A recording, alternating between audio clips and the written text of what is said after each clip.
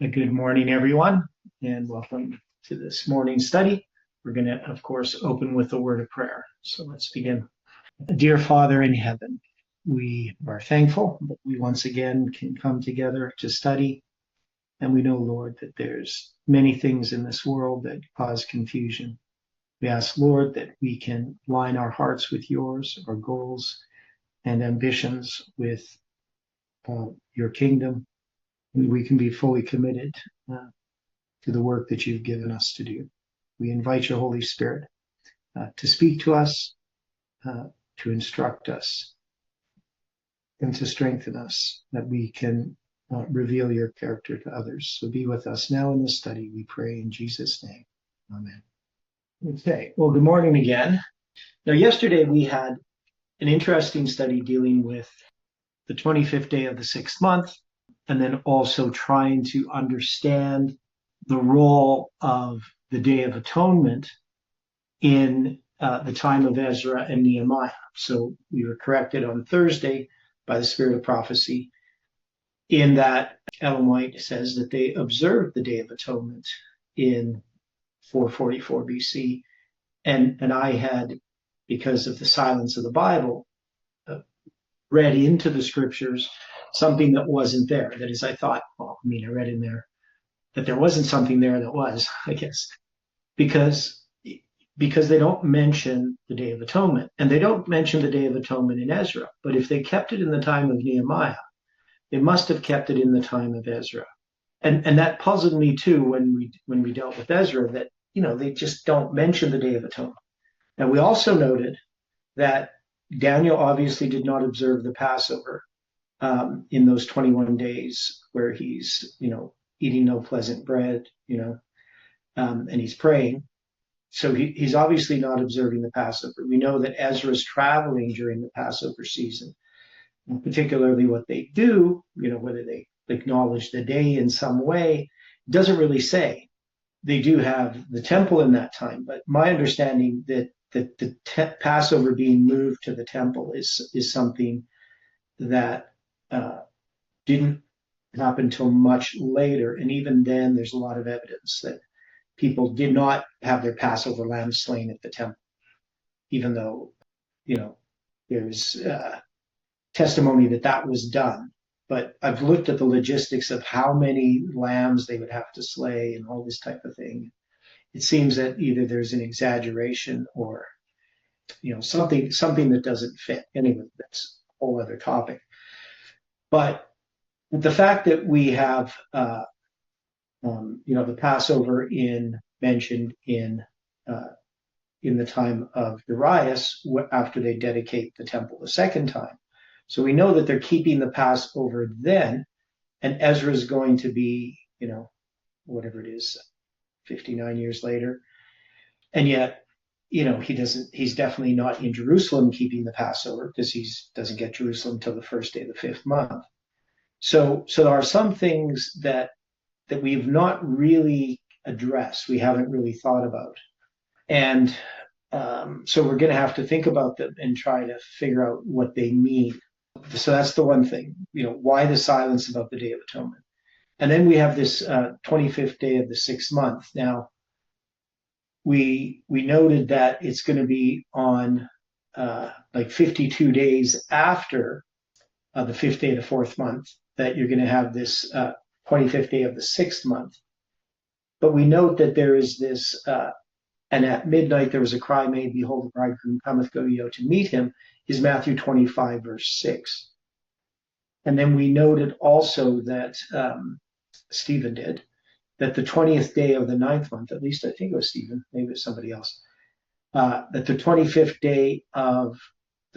day of the ninth month is the 256th day of the year in 457. So maybe there was a Rand that mentioned that. I don't know. But somebody mentioned it. Now, so this 256, we also know is, what is the significance of 256? As a number, is there any other significance that we could attach to 256? You guys, what's the significance of 256?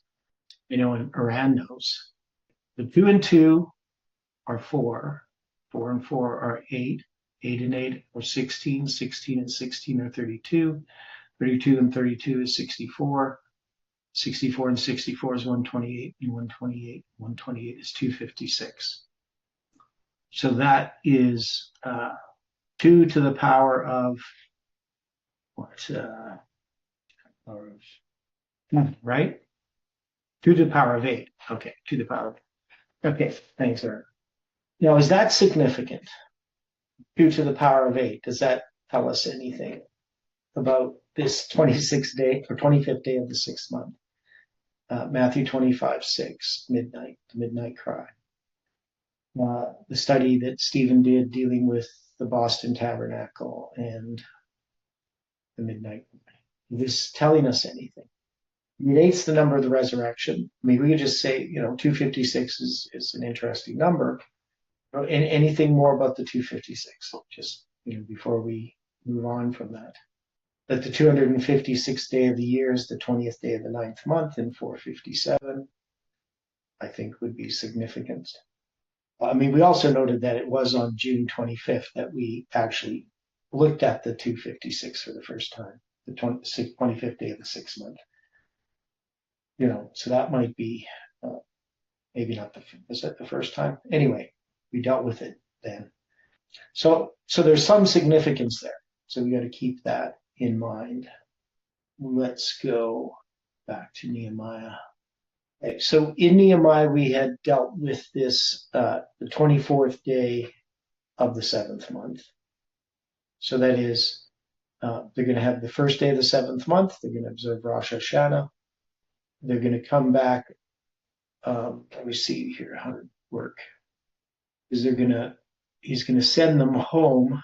And is it the 3rd day of the 7th month? Let me see where this is. So we're going to have, because they finish the wall on the 25th day of the 6th month. And then they're going to set up basically the watchman. Must be some significance there. Right. And then some symbols in here dealing with numbers, these offerings and so forth. Then they're going to read the law. So he hasn't found the book of the law. It wasn't lost or anything here at this time. They've had the book of the law, but they're going to bring it. Oh, that was the other question. So Ezra brought the law before the congregation. Now, so this was a question I had, and I completely forgot about asking about it yesterday. So I'm glad I looked at this. Now, suggestions are, so remember, Ezra is going to travel to Jerusalem with Artaxerxes' first decree in 457. Now, Ezra is a priest. Now, he's also a scribe, right? Correct. Okay. Now, as a priest, has he been operating in the temple?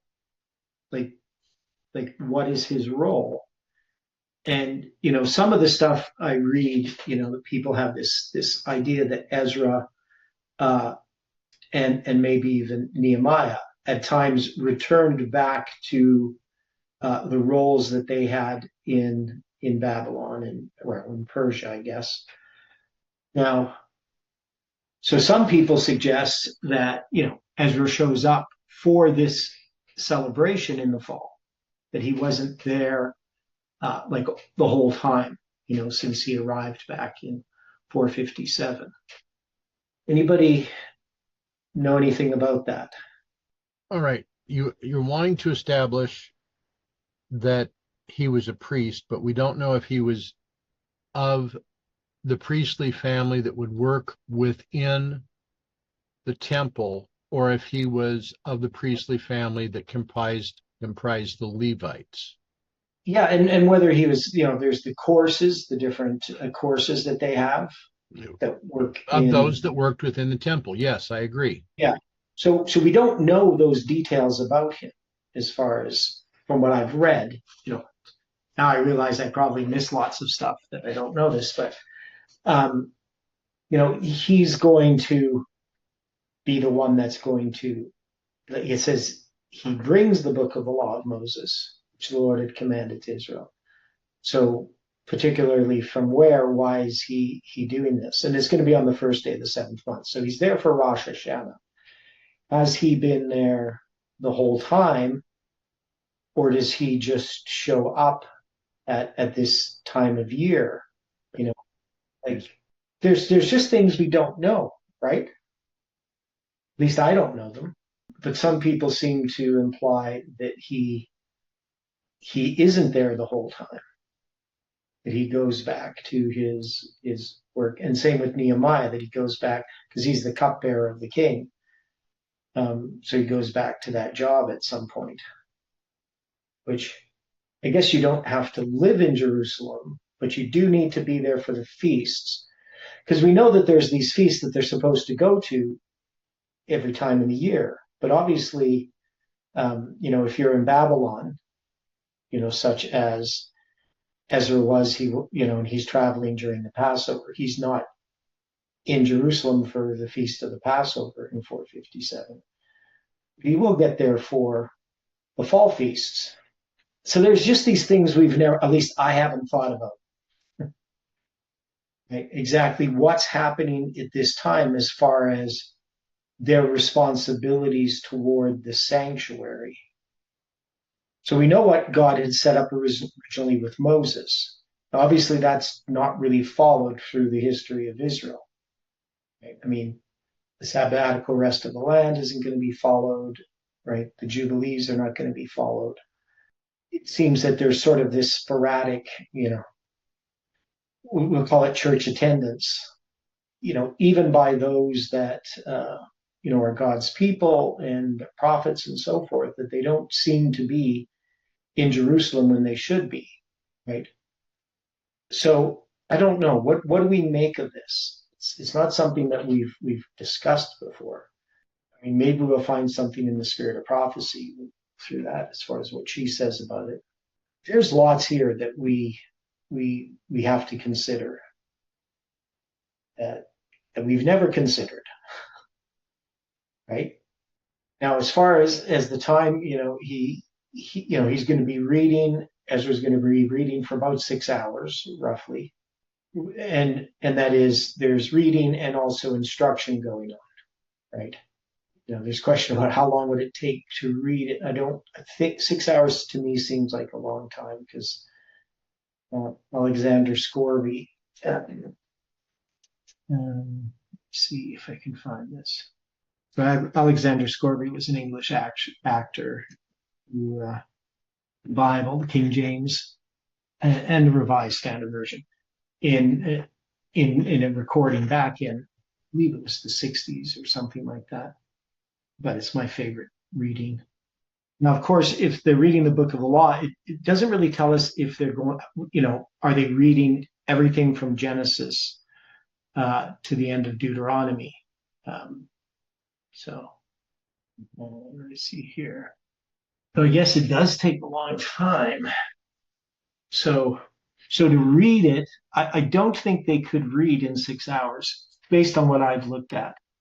So if they're reading the book of the law, would they maybe be reading Leviticus? Is that what they're referring to? Rand says Deuteronomy is what he's always thought. That's possible. That would make sense. I would think it would be the first 5 books. Well, it couldn't be the first 5 books, because I took time looking at it. Now, Alexander Scorby takes 22 hours and 33 minutes to read it in English, the first 5 books. Now, Hebrew might be a bit quicker, but yeah. So, and I didn't think it would be that long, but then, I guess thinking about it, maybe that makes sense. It just seems like it's a long time to be reading. I guess I read it much faster in my head than reading it loud. Okay. But here he's got 6 hours to read. So he definitely couldn't read all of the 5 books. So yeah, that's something that I still don't fully know the answer to. Okay, so anyway, we got the first day of the 7th month, right? So he's going to read the book of the law, right? They're going to be instructed, right? So that they read the book of the law of God distinctly and gave the sense and caused them to understand the reading. Elway comments on that they're instructing the people in understanding it because of the various loss of language and understanding of the language. It tells them not to weep. In the feast of so the second day they gathered together. So that's the second day of the 7th month. So when they had been studying this, they found written in the law which the Lord had commanded by Moses that the children of Israel should dwell in booths in the feast of the 7th month. Well, that would be in the book of Leviticus, whether that's in Deuteronomy as well. Yeah, so the dwelling in booths, that is in Deuteronomy. So that is in Deuteronomy 13. So it could be that they read Deuteronomy as well, or just that they read Deuteronomy, not Leviticus. So Leviticus 23, it tells us that, but also in Deuteronomy 16, where it talks about the Feast of Booths. So maybe that's what they mean. Maybe the book of Deuteronomy, as Iran suggests, is what was read. And that would give a pretty good summary of a lot of things. It wouldn't go through the Genesis creation account and all of that, but it would cover necessary things about the Exodus and about the law itself. Okay, so maybe that's what was read. Okay, so the second day they have that, they gather together. So they have, after that reading in the morning, they're going to celebrate Rosh Hashanah. Then obviously on the 15th day, or should it say this here, the 7th month, it just says that they should dwell in booths in the feast of the 7th month. So it says also day by day, from the first day unto the last day, he read in the book of the law of God, and they kept the feast 7 days. And on the 8th day was a solemn assembly according unto the manner. So that's going to be the 22nd of the 7th month. And then on the 24th day of this month. So they don't mention the 15th day, but it's implied because you've got 7 days, then the 8th day, which is the 22nd, right? So 15, 16, 17, 18, 19, 20, 22. 22 is the 8th day. And then, so they mention the first day of the month, and they mention the 22nd day of the month. Sort of, not directly, right? They just talk about it being the 8th day. And then they have the 24th day. So I guess technically they mention the first day of the 7th month, the second day of the 7th month, calling it the second day, and then the 24th day of the 7th month. They don't explicitly say the 15th day and the 22nd day of the 7th month, but that would be implied. Okay. But they're going to separate themselves from all the strangers, and they confess their sins and the iniquities of their fathers. So they do this repentance, which would be connected usually with the Day of Atonement. But I would think it's because of their strong conviction that they're going to be continuing to do this after the Feast of Tabernacles. And then they sort of go through this history that is very similar, as I think Stephen noted, or somebody noted, that maybe it's Angela. This is like Stephen's presentation, Stephen, who was stoned, his presentation before he's stoned. So he's going to rehearse all of this history of the people, so recounting their sins. Now, if we think about this, in the context, they have the book of the law, but now they're going through the history of the rebellion of God's people after the time of Moses, right? Which is what we've done. We're following what they have done. We're going through the Bible, through the history of the Bible, the chronology of the Bible. We've been going through that for a few years here. That's why we started that in 2022, understanding the lines. It's in 2022, early 2022. Somewhere in there, I'd have to look it up. Can't remember the date now. We've been going through that history, and now we've gone through the history of the kings of Israel and Judah, and that's basically what he's going to do. He's going to go through, what happened during the period of the judges, in God's mercy, how God's people have rebelled, and yet God has continued to show them favor. But they also have, the temple destroyed, but then it's going to be rebuilt. And now they're basically have to submit to the kingdom of Persia. So the kingdom of Persia allows them to have their own government, to have a city, to have streets and walls and a temple. But he says, basically the problem is that he says here, behold, we are servants this day for the land that thou gavest unto our fathers to eat, the fruit thereof and the good thereof. Behold, we are servants in it. It yieldeth much increase unto the kings, whom thou hast set over us because of our sins. Also they have dominion over our bodies and over our cattle, and at their pleasure, and we are in great distress. Because of all this, we make a sure covenant and write it, and our princes, Levites, and priests seal unto it. Now, they are receiving benefits from being part of the kingdom of Persia, because Persia has created sort of a stable trading system. So one of the things about Persia that they have, and later the Romans and the Greeks to some degree, but mostly the Romans, is that they provide stability of trade, much like the United States does today. If it wasn't for the U.S. Patrolling the trade routes, we'd have a lot of pirates just stealing things. It would be hard to have a global economy. So the United States military provides safe passage for much of the trade that goes on. And the same type of thing happened in the kingdom of Persia. So you could use the king's highways, and you could be assured of a lot of safety, that the goods that you sent out would get to where they're supposed to go, and you would receive your money for those goods, right? So they receive benefit in that way, but still they're producing a lot that is going to some other kingdom other than their own, right? And so for them, they would want to have complete independence. Any thoughts about this so far? All seems to make sense with everyone. No, I think I got that set up properly. Let's see what was happening. Okay, chapter 10. Now, it's going to talk about the people who sealed the covenant, right? So they have this covenant that they mention in chapter 9. Now, what is this covenant particularly? What is this sealing of the covenant? So they've gone through this experience of the feasts dealing with the seventh month. They've read the book of the law. They've gone through this history. And it says, and because of all this, we make a sure covenant and write it, and our princes, Levites, and priests seal unto it. So this is the first that we have here about this covenant. Amana is the word.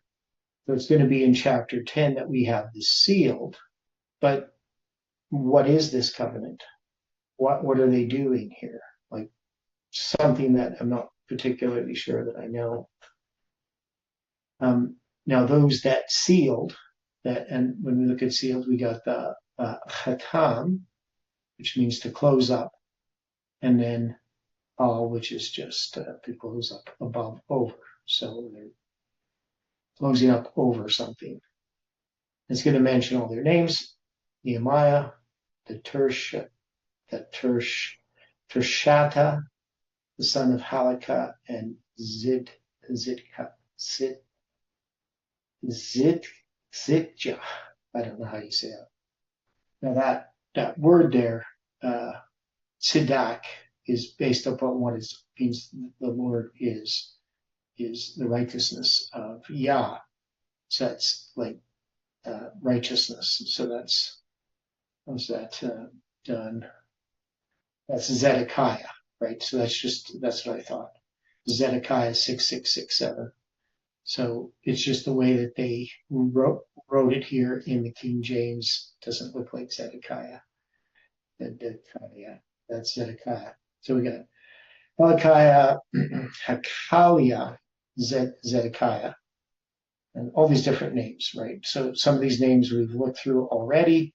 They've been listed before. these were the priests. So here in this list of priests, we don't have Ezra being listed. We have Nehemiah being listed, right? And then the Levites, both Jeshua, the son of Azaniah, etc. Now, in this list, a lot of names there. We don't have Ezra listed in that list, just as a note. Now, the rest of the people, the priests and the Levites, the porters, singers, the Nethinim, and all they that had separated themselves from the people of the lands unto the law of God, their wives, their sons, and their daughters, everyone having knowledge and having understanding, they clave to their brethren, their nobles, and entered into a curse and into an oath. Now, so the curse is the word Allah, which means like an imprecation, a curse, a cursing, execration, an oath, a swearing. And then we have oath, 7621, which is Shabuah, that's related to Sheba, right? To walk in God's law, which was given by Moses, the servant of God, and to observe and to do all the commandments of the Lord our God and his judgments and his statutes. So they're going to enter into this covenant in 444 to observe the law. Now we're going to see that the Sabbath issue is going to come up as they address this. And that we would not give our daughters unto the people of the land, nor take their daughters for our sons, right? So they're not going to intermarry, which some of that still was happening even after the reforms in 457, right? And if the people of the land bring ware or any victuals on the Sabbath day to sell, that we would not buy it of them on the Sabbath or on the holy day, and that we would leave the seventh year and the exaction of every debt. So that is to observe the sabbatical rest of the land and the Jubilee, right? Is that what that refers? The exaction of every debt is related to the Jubilee? Or am I reading into that? I don't know if you're reading into it or not. Okay. Just to me, the exaction of every debt, that has to do with the reconciliation that happens with the Jubilee. But we would say this, now it's just the expression, like we would leave the seventh year. What would that refer to? Why the word leave the seventh year? It's referring to having the land rest. So leaving the land, like leaving it alone, right? Allowing it to rest is what you're saying. Yeah. So when it says, when it's giving reference to allowing the land to rest and the exaction of every debt, that would mean that those that were in bondage would be freed. Would that be so you have, people at the end of the 7 years, they can decide if they want to stay as bond servants or if they want their independence. But isn't this also, is it possible that this was to have been a time when the land was to return to the original families? That would happen at the Jubilee. Right. Yeah. So that's what I'm saying, that I think the exaction of every debt could mean that. But, it's a translation, and you've got exaction that is a loan, the debt, right? So we know that when people would have a debt, they basically put up their property for collateral, right? And if they couldn't pay it, they would lose their property, but it would be returned to their family at the Jubilee, was the idea, right? All right. If I understand the Jubilee correctly. So you got debt. So that's, debt is the word hand. So the exaction is the usury or debt. So that is the interest on debt it could be referring to. So I'm not sure if this particularly is a reference to the Jubilee, but I'm saying it could be. So the thing is, they're dealing with the seventh day Sabbath, right? The holy day. So what's the holy day? They're not going to buy from it on the Sabbath or on the holy day. So that's not referring to the Sabbath. So what is the holy day? That's just Kodesh Yom, right? The holy day is not a reference to the Sabbath. Agreed. But is it possible that this is a tacit reference back to the Day of Atonement? Now, that's what I think is it's referring to the Day of Atonement. Now it could be referring to other holy days, but here it's the holy day. So if I look at the Hebrew here, okay, let me see here. Does it seem to be these verses the same? Looks like they're numbering the verses differently in the so these verses. That doesn't make sense to me. So verse 32 here in the Hebrew is verse 31 in the English. Right? So here they're going to have, so we see here, people, the land.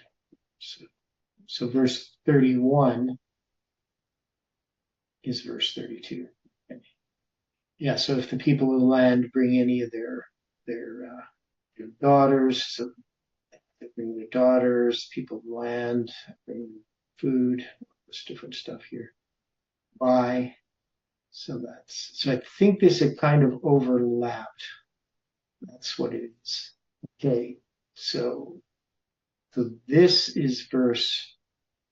Yeah, so the verses they're divided different. Okay, that's why I'm having trouble figuring this out.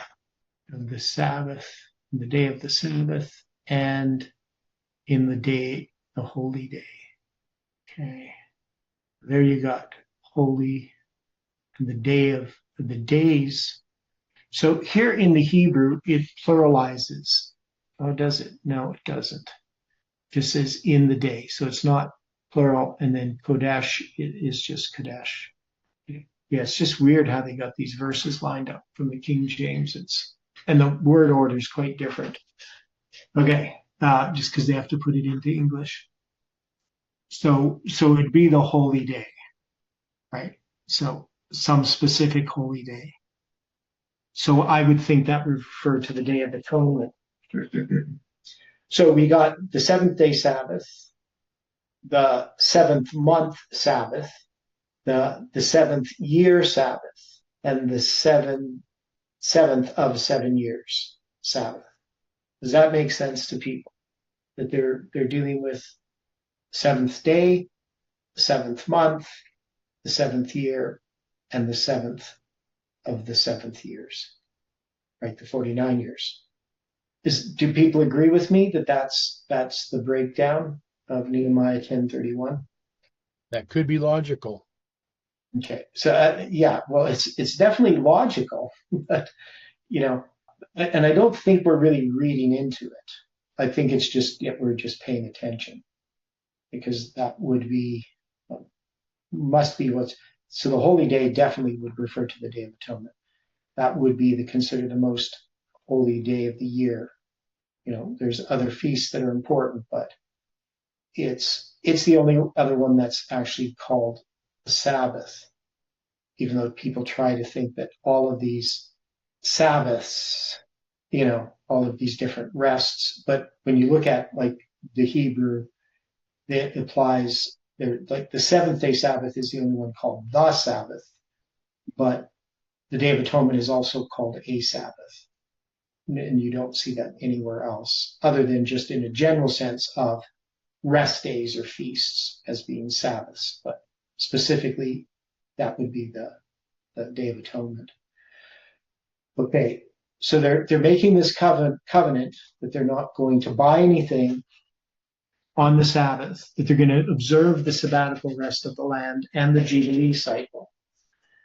And, so that accounts for all of these things. And they're not going to buy stuff on the Day of Atonement.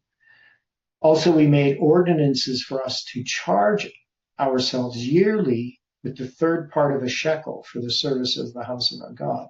So they put upon themselves the price that they pay, the third part of a shekel.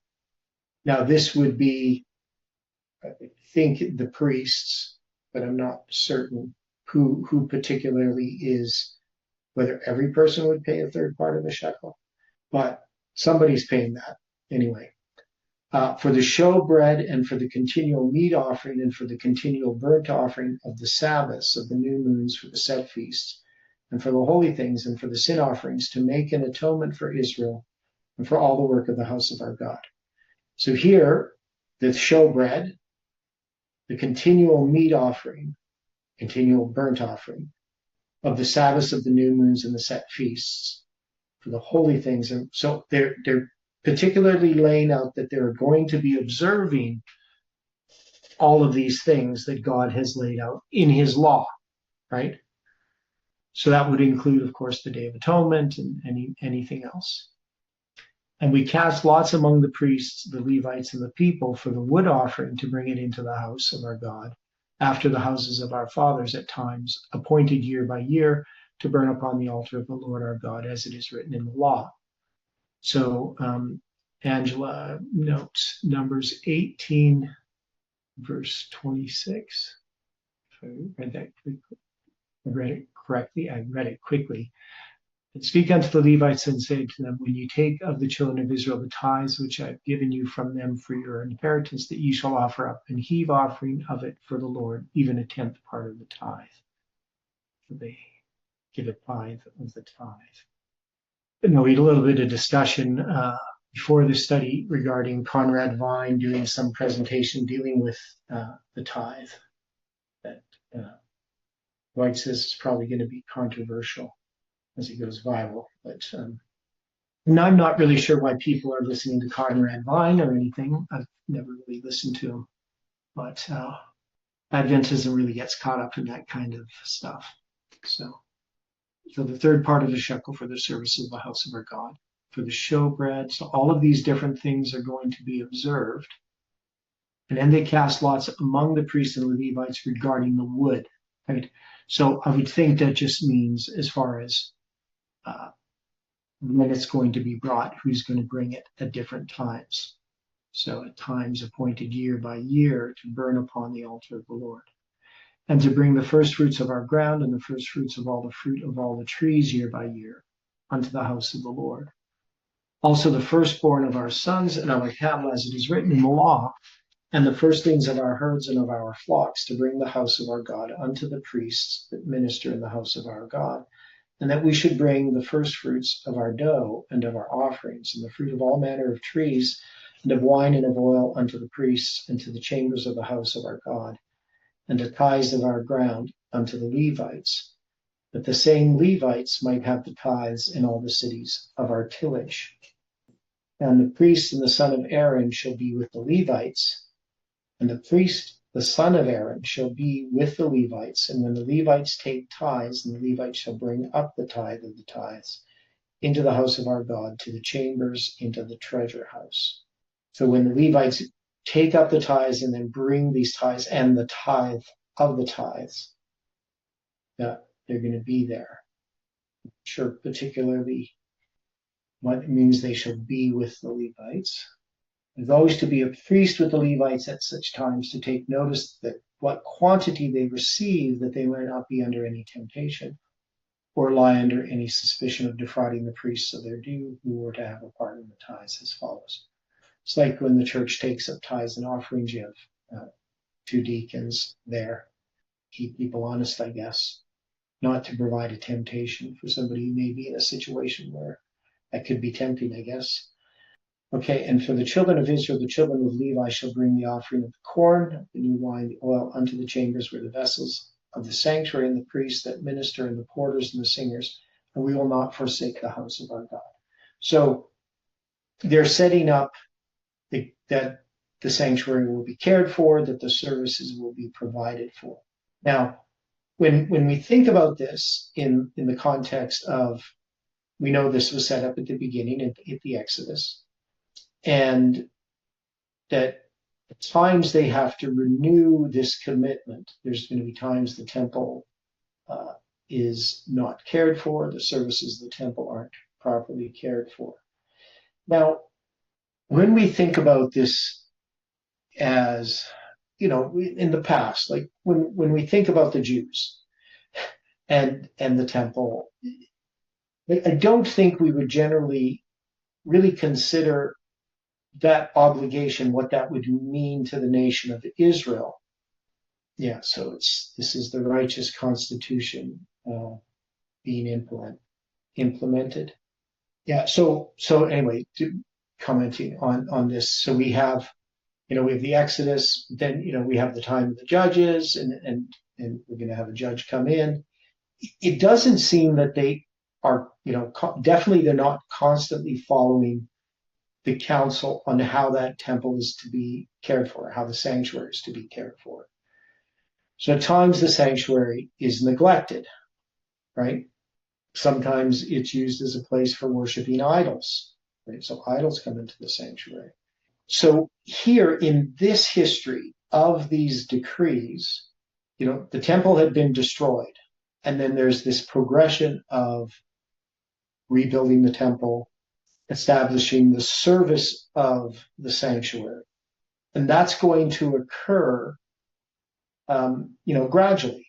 It's not like, Cyrus has this decree and they rebuild the temple right away and they just go back to, observing all of these things. There's a progression that happens with the people as far as we can see that there tends to be these periods of neglect, right? There's these revivals, and then there's like a falling away that occurs. Now, this in 444 BC, this revival seems fairly thorough. That is, it's restoring many of the things that had been lost as far as how they ministered in the sanctuary. Okay, so yeah, there's lots to think about here on how we would apply this to our history. Now, here we're at Nehemiah 11, verse 1. Now we had noted before when we were studying that 11, verse 1 refers to January 11th. And in our history in 2026, our line comes to an end there, right? That's going to be from 9/11. It's going to be, how did we do that? 876. I can't remember what, 8888. I can't remember how many days it was from 9/11. I should have that all memorized too. Let me see if I can find that. So it's 8,888 days after September 11th. Okay, that's what I thought. Okay, and we had that 8765 and then 4321. If you remember how that went, dealing with Charlie Kirk and everything. Okay, so we got this symbol here. It says, the rulers of the people dwelt at Jerusalem. The rest of the people also cast lots to bring one of the 10 to dwell in Jerusalem, the holy city, and 9 parts to dwell in other cities. And the people blessed all the men that willingly offered themselves to dwell at Jerusalem. So the rulers of the people dwelt at Jerusalem. The rest of the people also cast lots. So 1/10 is going to dwell in Jerusalem. So there's a responsibility dwelling in Jerusalem. Which reminds me of Isaiah 6:13 about a tenth. But yet it shall be a tenth, and it shall return, etc. Mm-hmm. The holy seed shall be the substance thereof. The what? It ends with the holy seed shall be the substance thereof. Okay. Yeah, the holy seed referring to what? Just like the substance thereof. Okay. That verse is Isaiah what?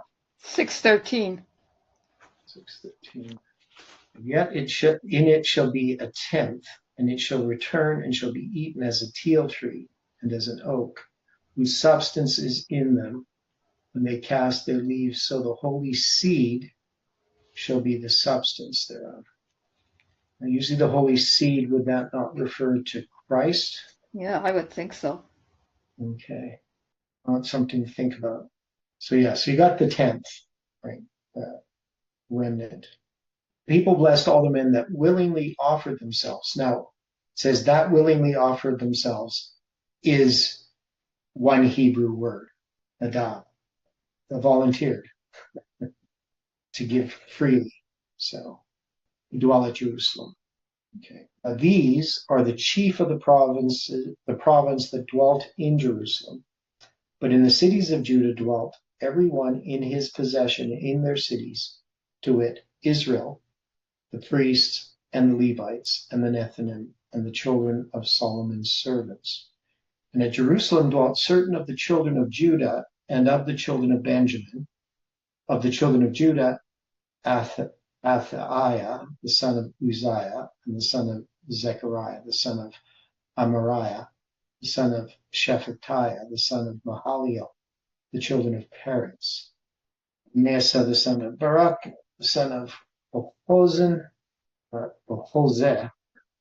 son of Hazaiah, the son of Adaiah, the son of Joarib, the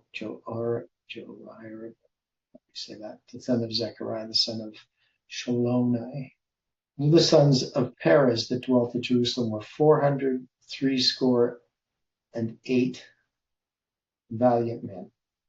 So 468, that's going to be 68, 468 valiant men. And these are the sons of Benjamin: Salu, the son of Meshullam, the son of Joed, the son of Pedaiah, the son of Koliah, the son of Maasai, the son of Ithiel, the son of Jesiah. And after him, Gabai, Salai, 928. There you got of these people that they're numbered, 403 score and 8, and then 920. Okay. Joel the son of Zikri was their overseer, and Judah the son of Senua was second over the city. And of the priests, Jedediah the son of Joarib, Jachin, and then Sarai the son of Hilkiah, the son of Meshullam, the son of Zadok, the son of Marioth, the son of Ahitub, the ruler of the house of God. And their brethren that did work in the house were 822. Adaiah, the son of Jeroham, the son of Peliah, the son of Amzi, the son of Zechariah, the son of Pashur, the son of Malachiah, and his brethren, chief of the fathers, 242. And Amashiah, the son of Azareel, the son of Ashiah, the son of Mishelmoth, the son of Immer, and their brethren, mighty men of valor, 128. And their overseer was Zabdiel, the son of one of the great men. Also of the Levites, Shemaiah, the son of Hashab, the son of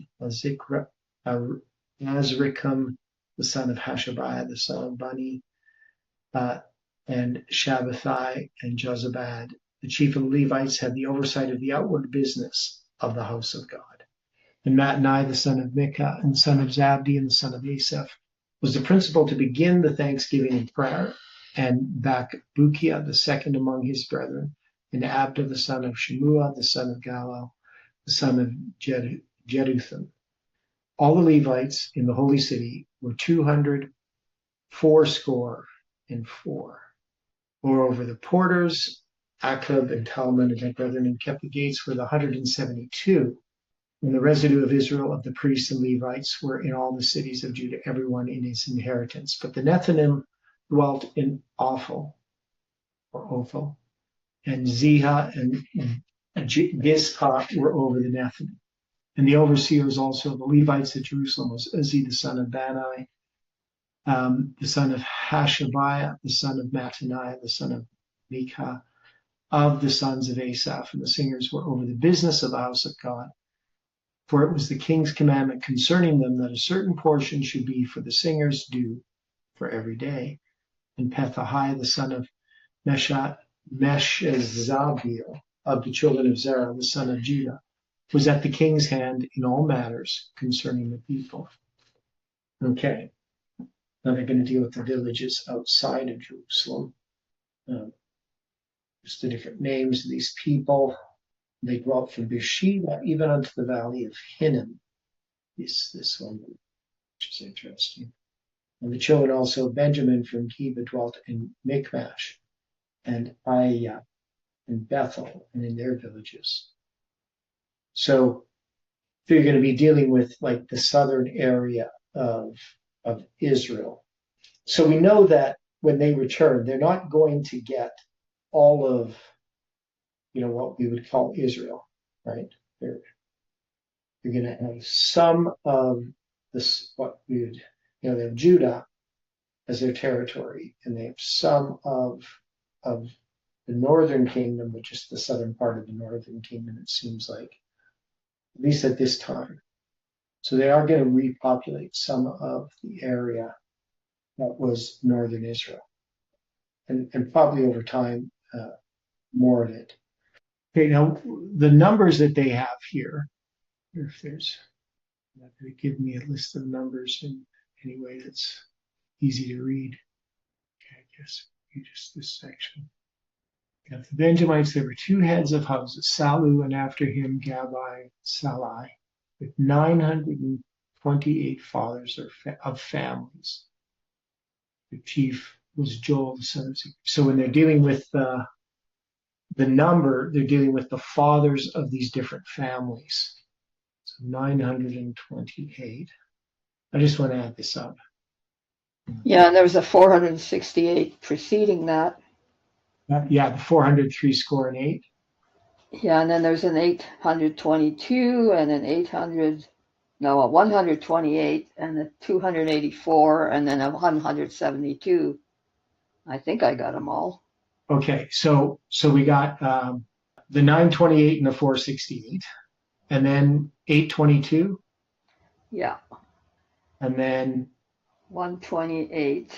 Yeah, which is half of 256. No, that's half of 256.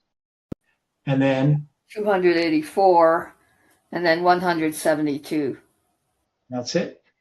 Yeah, well, that's all I could find.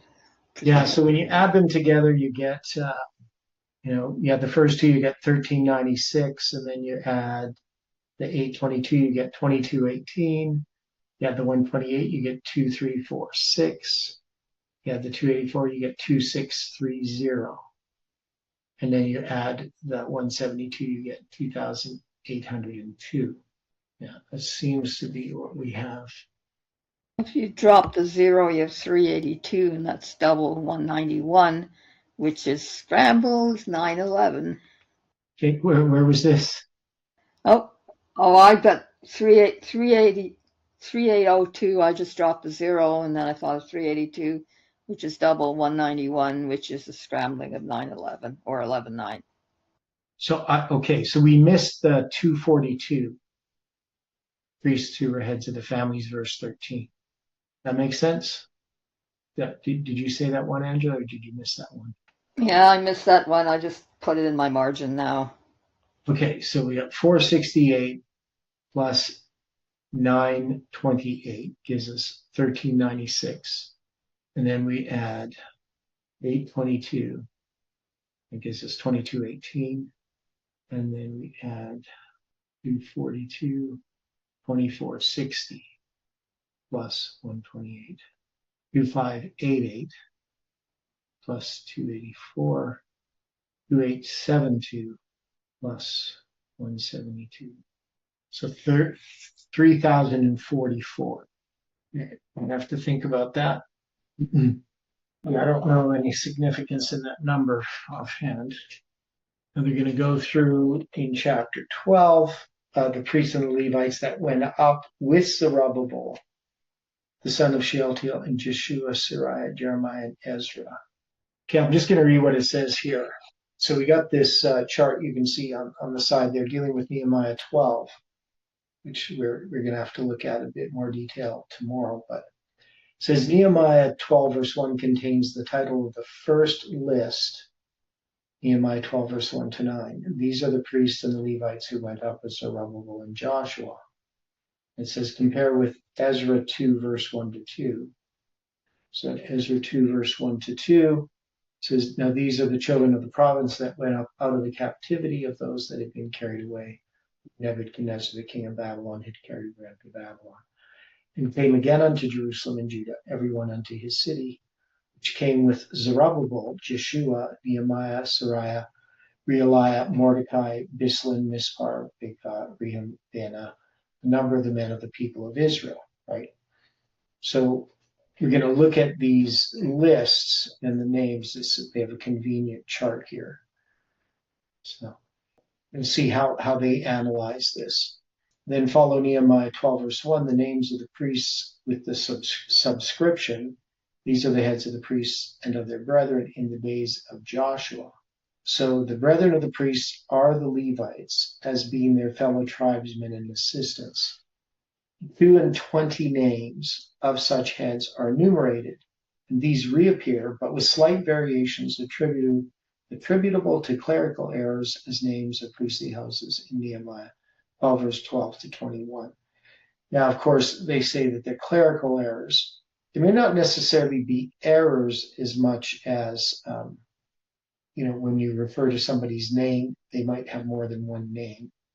Anyway, where they are given in conjunction with the names of those priests who in the days of Jehoiakim either represented these houses or occupied as heads the first position in them. The greater number, that is, 15, of these have already been mentioned as among those who, together with Nehemiah, sealed as heads of their respective houses the agreement to observe the law. Nehemiah 10. Hence, the present chapter appears to be the most appropriate place for comparing with each other of the several statements given in the books of Nehemiah and Ezra concerning the divisions or orders of the priests in the period immediately following the return from the captivity, and for the discussing the question how the heads and the houses of priests enumerated in Nehemiah 10 and 12 stand related on the one hand to the list of the priestly races who returned with Zerubbabel and Joshua, and on the other to the 24 orders of priests instituted by David. For the purpose of giving an intelligible answer to this question, we first place in juxtaposition the three lists given in Nehemiah, chapters 10 and 12. So we'll probably have to take a bit more of a look at this list. So we're going to see that in the one list, he's going to have 21 priests who seal the covenant, priests who are heads of the houses, then the priestly houses here, and then and the respective heads. So you can see there's some that are blank here and there. When in the first place we compare the two series in Nehemiah 12, we find the name of the head of the house of Minjaim and the names both of the houses of the head, Tush between Meluki and Sebaniah, omitted. In other respects, the two lists agree both in the order and the number of the names, with the exception of unimportant variations in the names. Right, so we'll look at that. So if we next compare the two lists in Nehemiah 12 with that in Nehemiah 10, we find that the 22 names given in Nehemiah 12 and the 15 marked thus with an asterisk occur also in Nehemiah 10, that is in Nehemiah 10 verse 4, being evidently a clerical error, they're saying, or another form of, so it's just the guy's name, so it's either another form of it, and that name would be Atzliah or Atzra. So Atzra. I can't see the vowel pointings there. It'd be easier for you to read it too. Yeah, that's Leah, and so that's Nehemiah 10 verse 4. How do they get this 10:4? That tush? I'm not really sure what they're looking at there. It's like I'm not looking at, is that the whole verse? Just, I'm not sure how they're doing that. Okay, anyway, we're gonna have to come back to this part. So we got this list of names, and then they're going to deal with the dedication of the wall of Jerusalem, which is interesting. So remember, they build the wall. They observe then the feasts in the 7th month, and then they're going to dedicate the wall, and that's going to be interesting. I'm just skipping through this here. Okay, so we're going to have to look at that tomorrow. So there's still lots of things to consider. Any final thoughts before we close with prayer? Okay, let's pray. Dear Father in heaven, we again are thankful for the time that we've had, and we just ask for your Spirit to rest upon each person today. May your angels watch over us. and help us to trust in you as we go through this day. May we hear your voice speaking to us, and may we obey it. Bring us together again to study these things is our prayer in Jesus' name. Amen.